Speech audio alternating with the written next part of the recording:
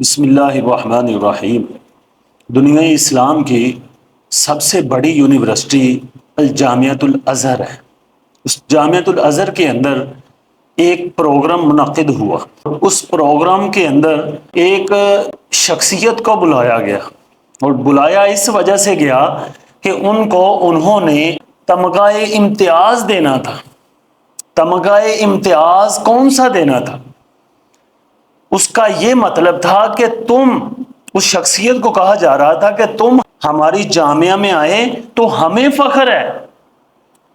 پوری دنیا کے لوگ، پوری دنیا کے مسلمان وہاں سے پڑھ کر آ کر فخر کرتے ہیں کہ ہم ازہری ہیں، لیکن وہ شخصیت، وہ ذات جب وہاں سے پڑھ کر واپس گئی، پھر انہوں نے اسپیشل بلایا کہ ہم آپ کو تمغہ امتیاز تفاخر کا دیتے ہیں کہ ہمیں آپ پر فخر ہے، کہ آپ، یعنی ہم اس بات پہ فخر کرتے ہیں کہ آپ ہماری جامعہ میں پڑھے۔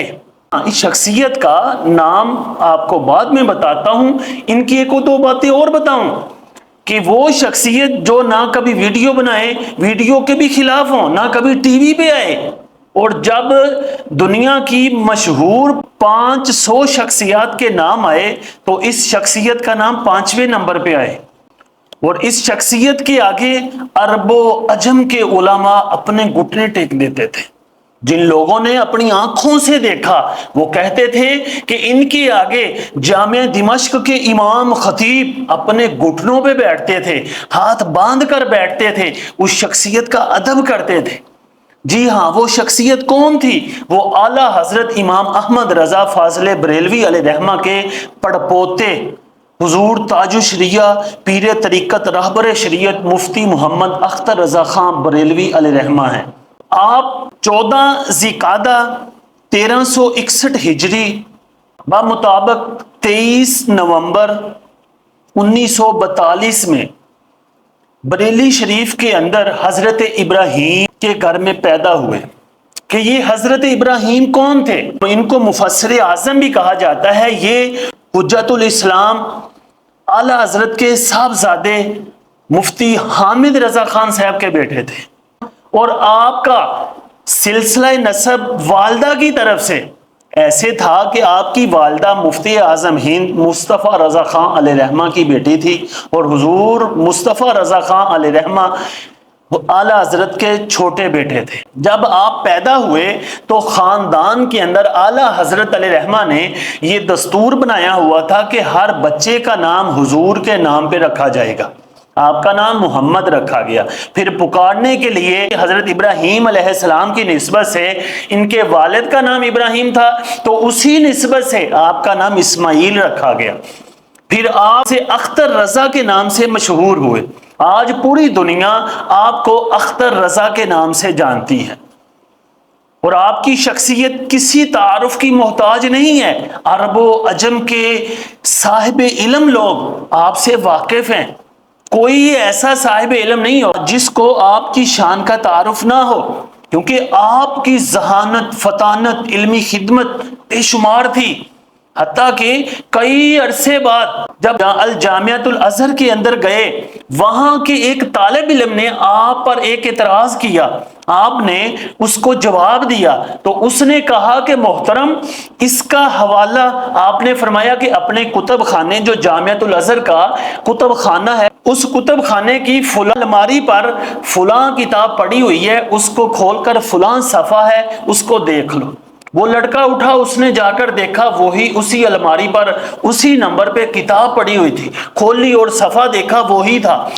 پھر وہی طلباء آپ کے قدموں میں آ گئے کہ آپ کن کن علوم پہ مہارت رکھتے تھے، آپ نے کن کن علوم کو پڑھا اور پڑھایا۔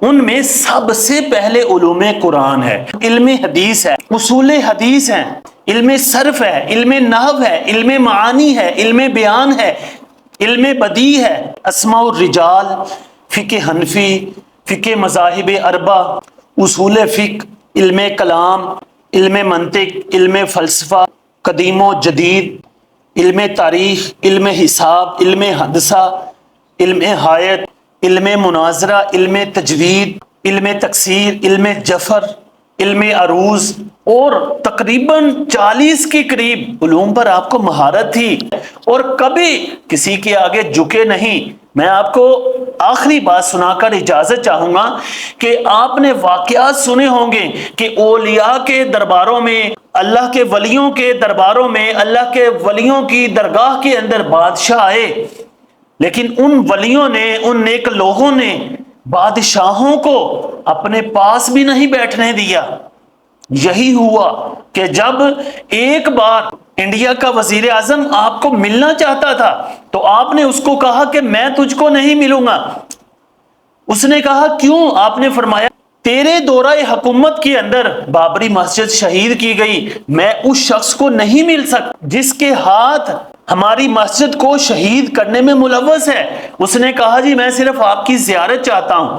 آپ نے فرمایا میں تجھے نہیں مل سکتا۔ پھر اس نے کہا کہ آپ وزیر مذہبی امور کا عہدہ سنبھال لیں۔ آپ نے فرمایا تمہارے تحت رہ کر میں کچھ بھی نہیں کروں گا، میں اپنی مرضی کے تحت اسلام کی جو خدمت کرتا ہوں وہ کرتا رہوں گا۔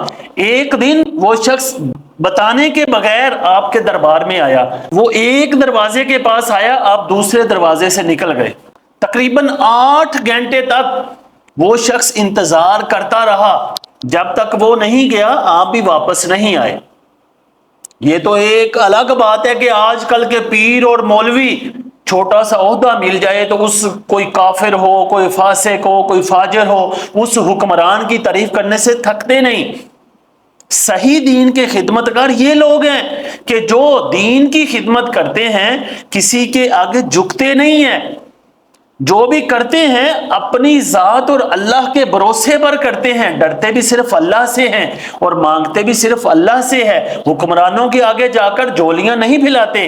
اعلیٰ حضرت علیہ رحمہ کا یہ بیٹا، دین کی خدمت کرنے والا یہ شہزادہ، علم و ادب کا یہ روشن چراغ 6 ذوالقعدہ 1439 ہجری 20 جولائی 2018 کو غروب ہو گیا۔ پھر لوگوں نے دیکھا آپ کا جنازہ، دنیا کا سب سے بڑا تقریباً 3 کروڑ کے قریب آپ کا جنازہ ہوا۔ پوری دنیا سے علماء، فضلاء، عرب و عجم سے آئے ہوئے تھے۔ اللہ تعالی ہمیں نیک لوگوں کے نقش قدم پر چلنے کی توفیق عطا فرمائے۔